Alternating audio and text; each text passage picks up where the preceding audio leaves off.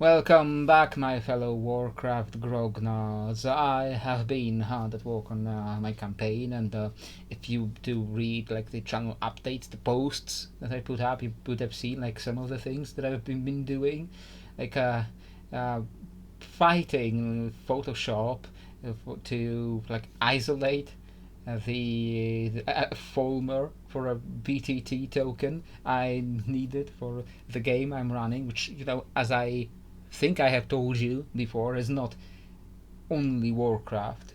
And there are other topics that I would like to return to on the channel as well, which I probably will return to them eventually. But today is not that day, because today is a topic very strongly related to Warcraft, but a topic that perhaps is a little bit unusual.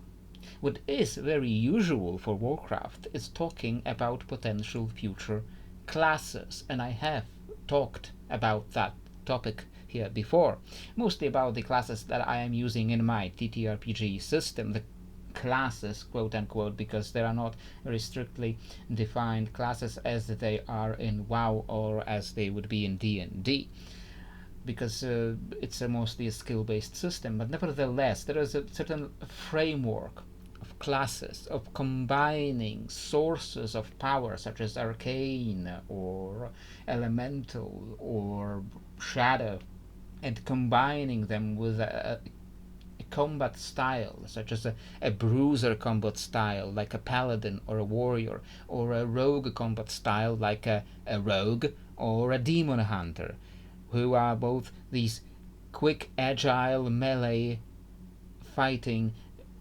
classes. And there are, when you use that kind of chart, when you use that kind of system to compare it to the classes present in Warcraft, you see there are gaps in that chart. And for example, we do not have an arcane healer. And when you think about an arcane healer, or an arcane like leader, arcane support, the first thing that of course comes to my mind is a bard. And that is a class that comes up a lot when we talk about potential classes we could see in the future in World of Warcraft. And it is a class that is often dismissed as being too silly for the game. We shouldn't be doing bards because it's just going to the dungeons and singing at people. Who does that?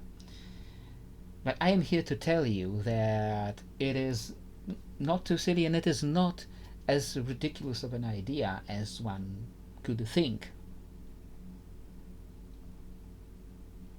Bards are a staple of fantasy classes, of fantasy RPGs. And bards, as we know them, first come from the early editions of D&D, where originally a bard had to be like a mixture of a very specific multi-classing to become this class that was this jack of all trades, master of none. But the idea had since evolved, and bard specifically became this arcane caster with a very, very specific, very unique flair.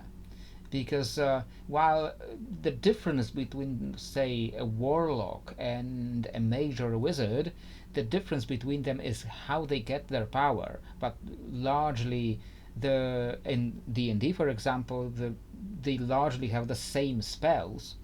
They just get their power from different sources, from in different ways. Like one learned this power, another got his power through a pact, and a sorcerer in turn got his power through an innate natural talent. In Warcraft, these spells will be different between a warlock and a priest and a shaman, and the mage. Spells will be very different.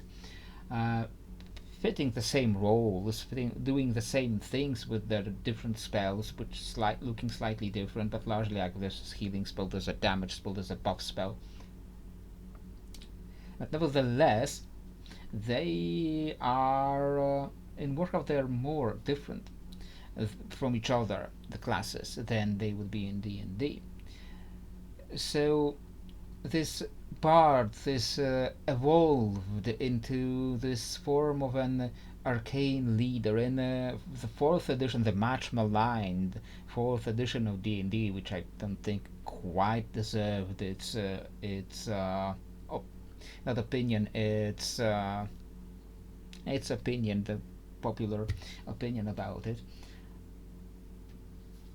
Bard was officially an arcane leader, was officially designed for support role, and it is really what Bard has become in a popular imagination.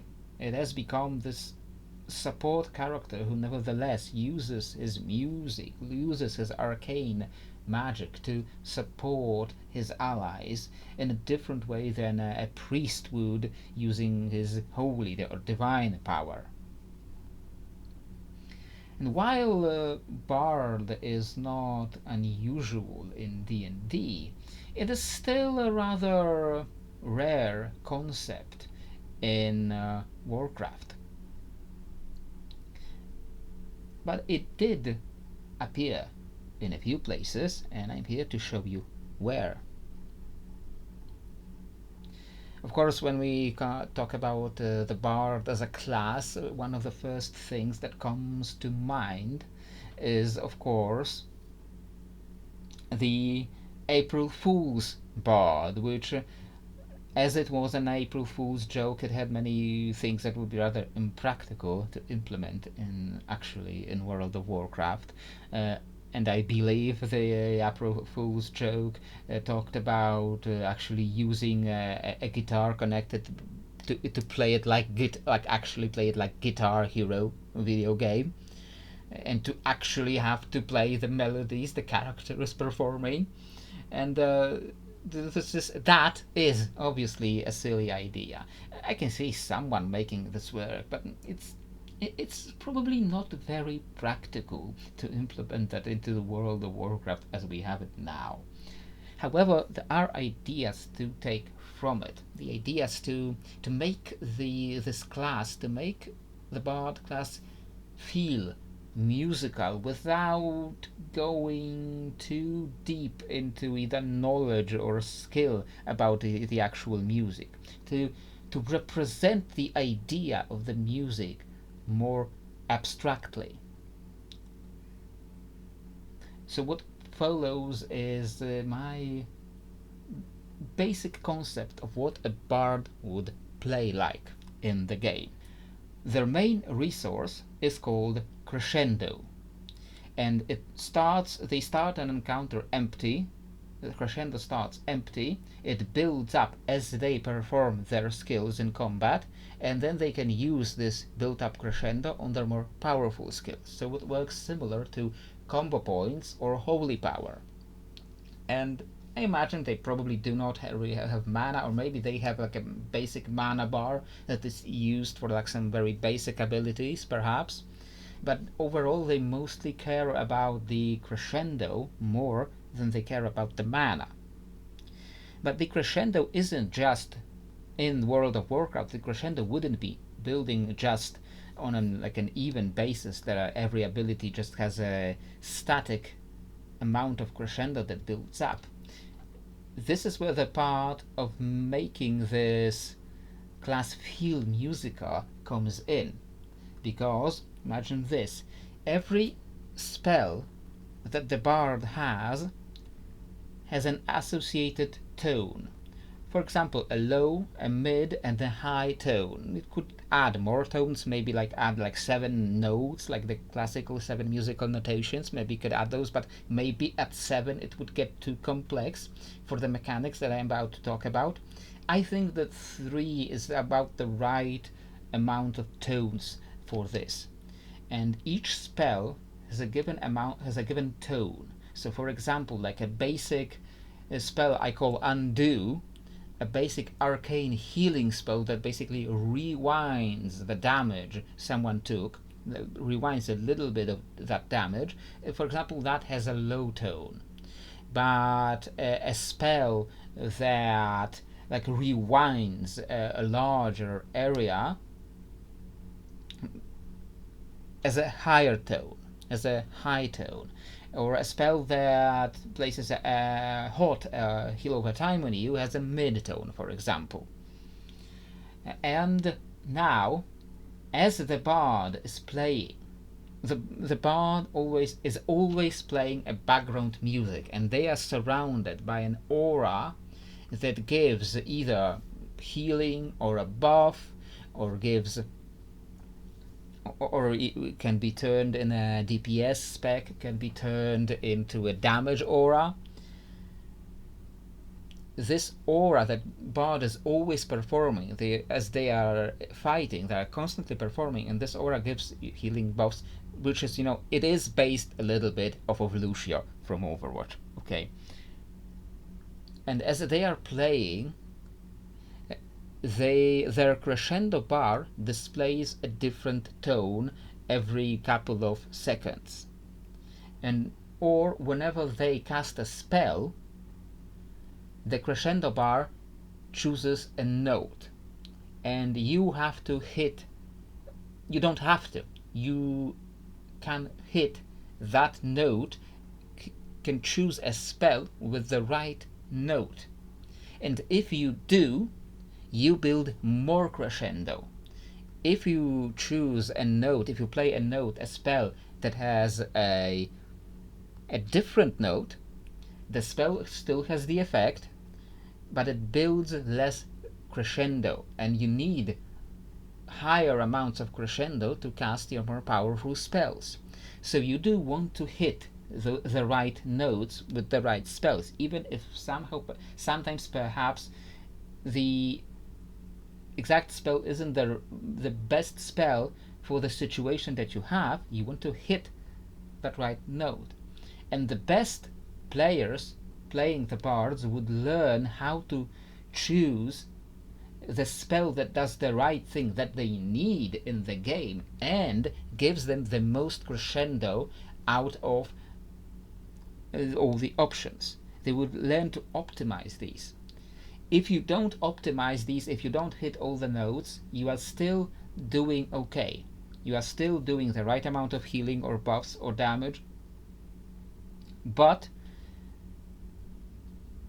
the best players learn to optimize this. So it is a class that prioritizes being easy to learn but hard to master. And of course there will be a lot of balancing to figure out like exactly how many nodes there should be to make this not feel too complex, and how to not make this system too restrictive, and how to not make it hamper using the actual right abilities in the game too much. So that, for example, you don't have the hitting the right note doesn't give you, say, 3 times the crescendo. Because if it gives you too much, then people would feel pressured to always hit the right note, even if they're using the wrong spell for the situation, which would lead to some pathological behaviors in the game. So you need to not give too much of the crescendo for hitting the right note, or people would start behaving weirdly. And of course this bard has I imagine 3 primary specializations. One specialization focused on healing, which is a specialization based more in classical music, which and each specialization, when you play your background music, when you play that aura, each specialization gives you a different style of music you hear around your character. And if you choose the specialization based on the classical music, on the healing, it gives you these gentle old-fashioned music sounding like these old violins or pianos. That's what you get when you choose the healer, the classical music specialization. And there is of course a more pop-based buff specialization, which I know what you want to say, that the augmentations, evokers, are not very popular right now and do have some balance issues that Blizzard would need to work those out first before they introduced a new specialization or a new class based on augmentation or on buffing, on support, on healer support, and that is probably true. But if and when they figure those issues out, or when maybe when trying to make a bard that gives them the right ideas to figure this out, maybe then they could implement that bard. And this second spec based on support on buffs, it gives you a more pop-based music. Maybe they could even make like some K-pop, because I hear that's popular with the kids right these days, you know. So maybe they could be doing some kind of K-pop or J-pop with their buff spec. And of course, the last spec is something that the Blizzard veterans would of course be very excited about. It's a damage spec, it's a DPS spec, which is based on hard rock and heavy metal. And it of course gives you a much harder, much harder, much more. I'm not a really music person. I don't know what to call it. You know what heavy rock, what hard rock and heavy metal are like, okay? You know what kind of sounds to expect from those. Imagine Metallica, or imagine probably not, of course, probably not doing Metallica in World of Warcraft, but we could be hearing the Tauren chieftains.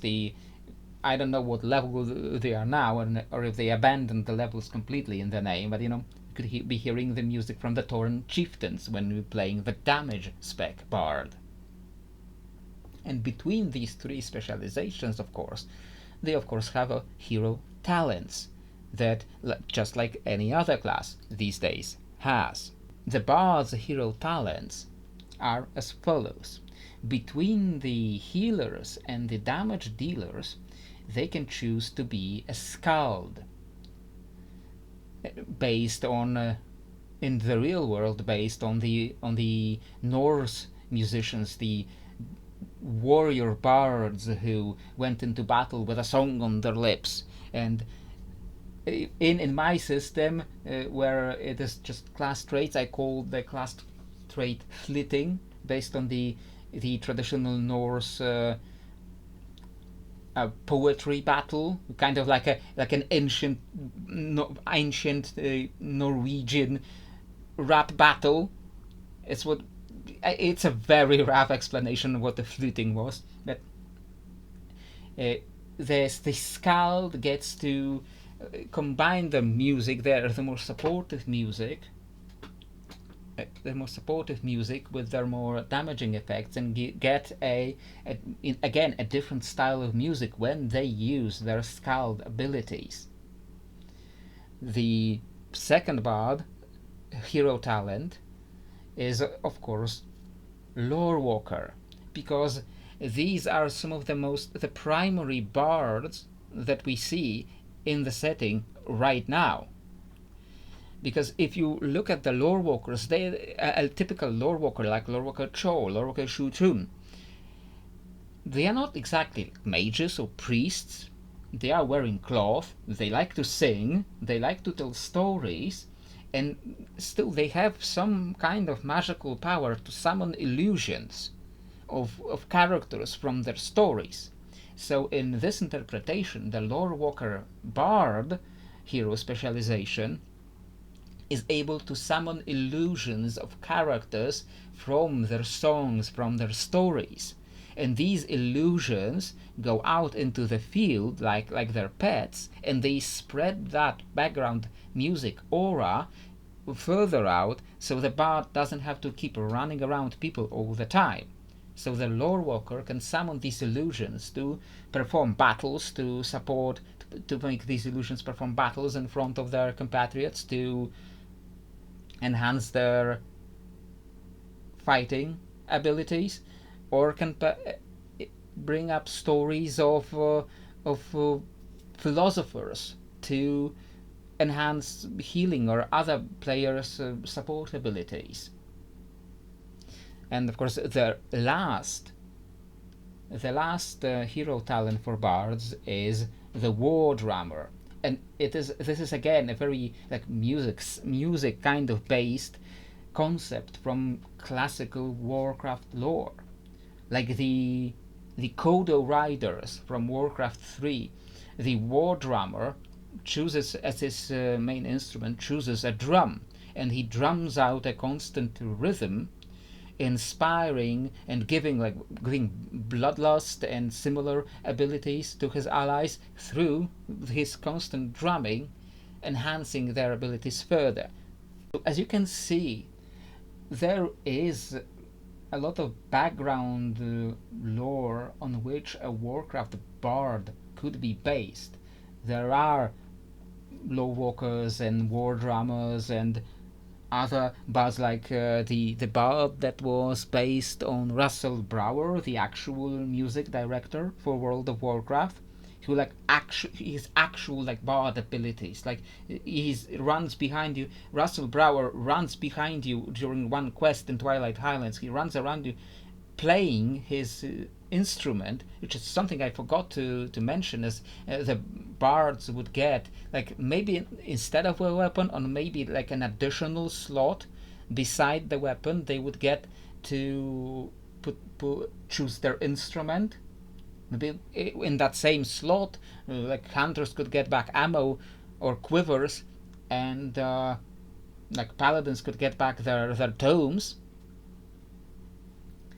and the bard chooses their instrument, and Russell Brower runs around behind you with his instrument playing music, and he's actually casting spells through that music. So there is a lot of precedent in the lore for actually having bards in World of Warcraft. So it's not such a crazy idea, and it has a lot of unique mechanics you could be doing in the game with it.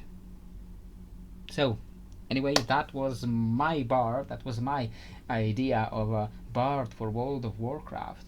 And though I must say that in the old RPGs, which didn't have even the monk, well, the old RPGs suspected the rune master was supposed to be the Warcraft version of a monk. There was another class, a runic-based class, that was, I feel like it was supposed to be the Warcraft version of a bard, because it was an arcane class, or a path for an arcanist class, which was heavily based on support, which did very little damage, and which felt very silly when you got to really read about it. And that is the Inscriber. And that is another class that lately I find myself fascinated with, because of just how silly, how unique this class seems. And maybe I will return to that class in a future video. Maybe I will go to another class that I have created for my system, the class, for example, like a Mystic. Or maybe I'll go into some other class like a necromancer or a witch doctor that I have created for my system, that is more heavily based on the more better represented lore in World of Warcraft. If you would like to hear about one of those classes, let me know in the comments below, and if I hear some comments about one of the specific classes, I'll focus on that class first. And if not, maybe I'll do the Mystic next time. But meanwhile, this should be it for now, and I hope to see you next time. Bye bye.